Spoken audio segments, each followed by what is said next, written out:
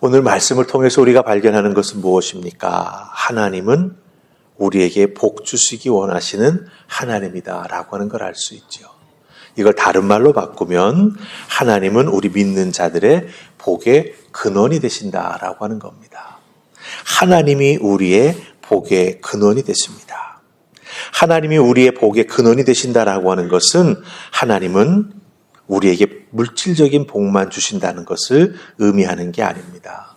성경에서 말하는 복은요, 물질적인 복이 아니라 사실은 아브라함의 인생과 야곱의 인생을 통해서 우리가 발견할 수 있는 것인데, 그 물질적인 축복은 사실 아브라함과 야곱이 받은 축복의 맨 마지막에 오는 부분이에요. 네. 여러분들이 아브라함을 잘 아시죠?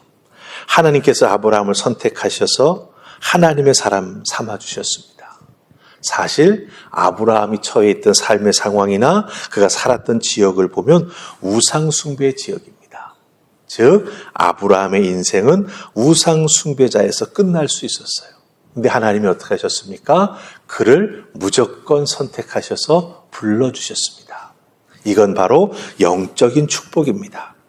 하나님께서 하나님의 사람들에게 복을 주시되 첫 번째 주시는 복은 바로 이 영적인 복이 된다라고 하는 거예요.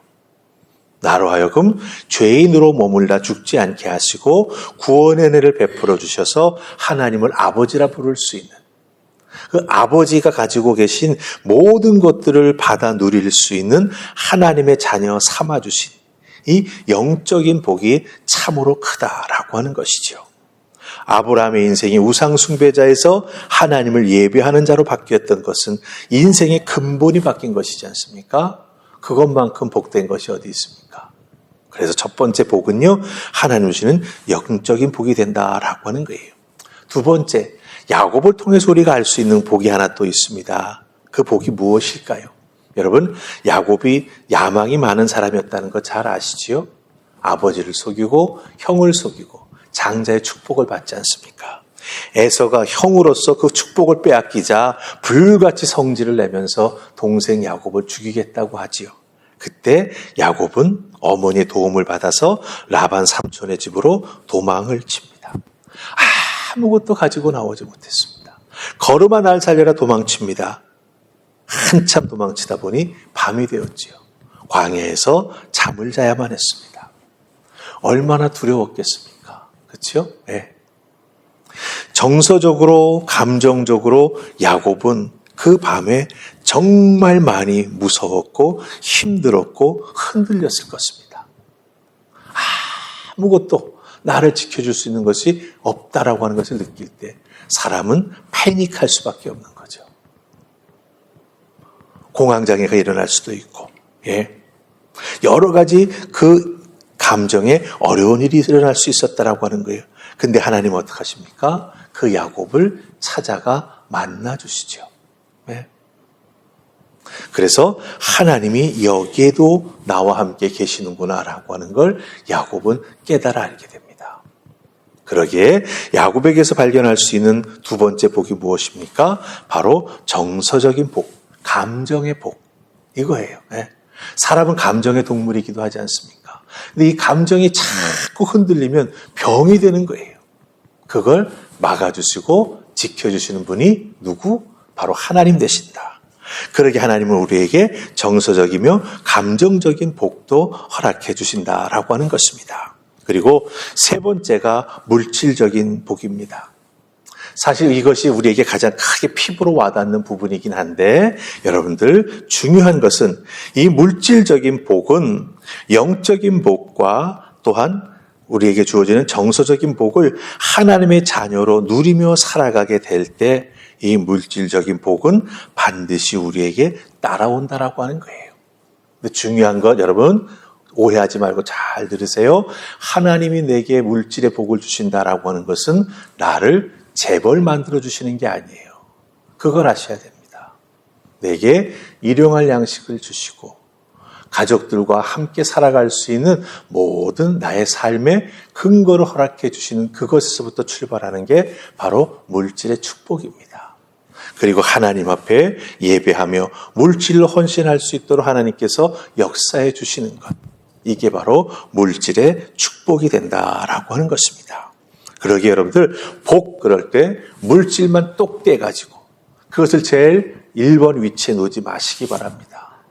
영적인 축복, 정서적이며 감정적인 축복이 나를 따라오게 될 때, 우리의 삶이 안정되고 하나님과 깊은 신앙의 관계 속에서 하나님과 은혜로 살아가게 될 때 하나님께서는 하나님의 자녀들이 살아가며 필요한 모든 것을 공급해 주신다라고 하는 것입니다.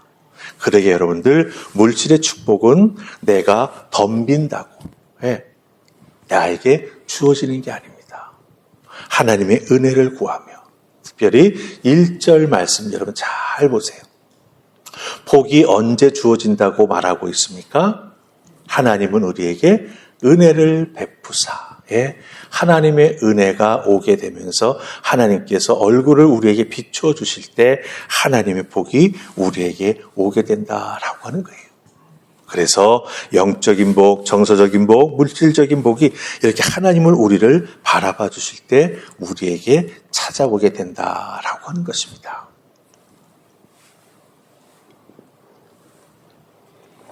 근데 오늘 이 60편, 67편의 말씀의 핵심은 거기에 머물지 않습니다. 내가 복받는데 머물지 않는다라고 하는 거예요. 그럼 도대체 하나님 앞에 복받는다라고 하는 의미가 무엇일까라고 하는 것을 우리가 좀 깊이 살펴볼 필요가 있다라고 하는 거죠. 자, 오늘 말씀에 우리 1절을 다시 한번 읽으십시다. 찾으셨습니까? 1절 읽습니다. 자, 시작. 하나님은 우리에게 은혜를 베푸사 복을 주시고 그의 얼굴빛을 우리에게 비추사. 아멘. 이 67편에 복이라고 하는 말이 1절에 나오고 그 다음에 6절과 7절에 나오는 것을 보게 됩니다. 이 1절과 6절, 7절에 나오는 복의 내용을 여러분들 자세히 잘 살펴보시면 1절에 나오는 복은 어떤 복입니까? 은혜와 복이 연결되어 있습니다. 하나님의 은혜를 받는 게 곧 복이라고 하는 것이지요.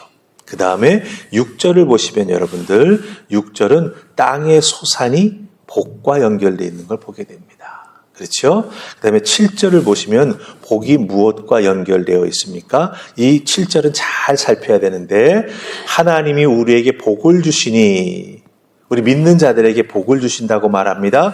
그런데 땅의 모든 끝이 하나님을 경외하리로다 이렇게 말하고 있습니다. 땅의 모든 끝은 무엇을 의미합니까? 이 열방을 의미합니다. 우리가 복을 받는데 모든 열방이 하나님을 경외한다라고 말하는 걸 보게 됩니다. 즉 복이 하나님을 경외하는 것과 연결되어 있는 것을 우리가 발견하게 된다라고 하는 거예요. 은혜, 복, 물질, 복, 그 복이 땅끝, 열방까지 연결되어 있다라고 하는 것이죠. 그렇다고 한다면 여러분들 이 1절 말씀과 6절, 7절로 연결되는 말씀 속에서 우리가 무엇을 발견합니까? 내가 왜 복을 받아야 하는지, 내가 왜 복을 사모하는 믿음의 사람이 되어야 하는지, 그리고 특별히 은혜를 구할 때 하나님 제게 영적이고 정서적이고 물질적인 복을 주시옵소서라고 왜 우리가 기도하며 나아가야 하는지 여기서 분명히 알게 될 수 있습니다. 그건 무엇입니까? 나 혼자 잘 먹고 나 혼자 안락하게 나 혼자 정서적으로 편안하게 아니라고 하는 거예요. 내가 하나님을 믿어서 이런 큰 복을 받았다. 나 혼자 잘 먹고 잘 사는 것을 넘어서서 내가 받은 바 은혜, 내가 받은 바 물질, 내가 받은 바 정서적인 축복, 영적인 축복, 이 모든 것을 나누는 우리가 되어야 한다고 하는 거예요. 어디까지? 땅끝까지. 그럼 목사님 이 물질을 땅끝까지, 하나님 주신 이 은혜의 축복을 그럼 내가 땅끝까지 어떻게 해야 되지요? 의문부호가 붙을 수 있지요. 중요한 것이 있습니다. 무엇입니까? 하나님의 나라가 땅끝까지 이루어 나아가기 위해 먼저 여러분들은 영적인 축복을 받았지 않습니까? 그럼 기도하는 자가 되어야 합니다. 하나님, 내가 받은 바 이 구원의 은혜를 이 세상 모든 사람들이 받을 수 있도록 주여 도와주시옵소서 기도해야 됩니다. 그다음에 두 번째, 우리 주변에 보면 마음이 아픈 분들이 참 많이 있습니다. 그렇죠? 마음이 아파서 육체가 함께 병들고 그 삶이 무너져 내리는 분들이 많이 있는 걸 보게 됩니다. 그럼 우리가 어떻게 해야 되죠? 하나님께서 나에게 이렇게 마음이 든든할 수 있도록 나의 감정과 정서가 이렇게 든든하게 붙잡아 주셔서 저는 흔들리지 않게 해주셨으니 하나님 이것도 내가 삶을 살아가면서 받은 복이니 이 복을 내 주변 사람들에게 나누어 줄 수 있도록 도와주십시오. 아마 여러분 주변에 마음 아파하시는 분들이 여럿 있을 거예요. 그것 때문에 감정이 힘들어가지고 때로는 정말 방 속에 들어가서 집에서 나오지 않는 분들도 있을 겁니다. 그런 분들을 위해서 기도하며 그들을 위해서 손 내밀어 줄 수 있는 내가 될 때, 정말 중요한 거죠. 땅 끝까지 하나님의 복이 나를 통해서 펼쳐져 나아가게 된다라고 하는 것입니다. 또 한 가지가 있습니다. 땅 끝까지. 이 하나님의 복이 전파되기 위해서는 무엇을 해야 됩니까? 선교해야 되죠. 선교. 이 교회에서 선교를 하는 데 있어서 아주 중요한 구호가 하나 있습니다. 가라. 아니면 보내라. 이거예요. 선교하러 내가 갈 수 있으면 가라. 그것이 안 되면 내가 선교사님을 후원해서 보내는 사람이 되라. 이거예요. 그래서 이 하나님께서 주신 은혜와 이 복을 내가 땅끝까지 어떻게 나눌 수 있을까? 내가 갈 수 없다면 나는 보내는 사람이 되어야겠구나. 그래서 선교사님들을 위해서 기도로 후원하고 물질로 후원해 나아가게 될 때, 내가 이 하나님의 복을 나누는 땅끝까지 전하는 하나님의 사람이 되는구나라고 하는 것을 우리가 깨달아 알게 되고, 하나님은 그런 우리의 모습을 보시고 우리에게 복 주신 것을 참으로 기뻐하실 것입니다. 그리고 여러분을 매일매일 하나님께서 얼굴을 돌리셔서 여러분을 바라봐 주실 것입니다. 그래, 내가 너에게 준 이 축복을 정말 잘 사용하고 있구나. 내가 복에 복을 더하여 줄게. 이 은혜를 누리시는 여러분들 다 되시기를 주님의 이름으로 축복합니다. 아멘. 우리 기도하십시다. 좋으신 하나님 은혜 감사합니다. 이 새벽 저희들을 주의 손으로 부르시고 시편 67편의 말씀을 통해 하나님 앞에 복받는 인생이 어떤 모습인가 깨달아 알게 해주시니 감사합니다. 이 복이라고 하는 단어 속에 세 가지 의미가 담겨져 있음을 기억하게 하시고 그 복받은 인생이 하나님 앞에 어떻게 믿음 생활에 나아가야 할지 깨달아 알게 하시고 그 복을 나만 누리는 것이 아니라 세상의 모든 사람들이 그 복을 누릴 수 있도록 땅끝까지 그 복이 전달해 나아갈 수 있도록 나 자신을 헌신하며 하나님 앞에 모든 것을 올려드리는 우리 모두가 되게 하여 주시옵소서. 오늘 주신 말씀 꼭 붙잡고 오늘도 나를 향해 하나님 얼굴을 돌려주시사 축복해 주시는 그 은혜가 우리와 함께 해주시는 줄 믿사옵고 예수님 이름으로 기도하옵나이다. 아멘.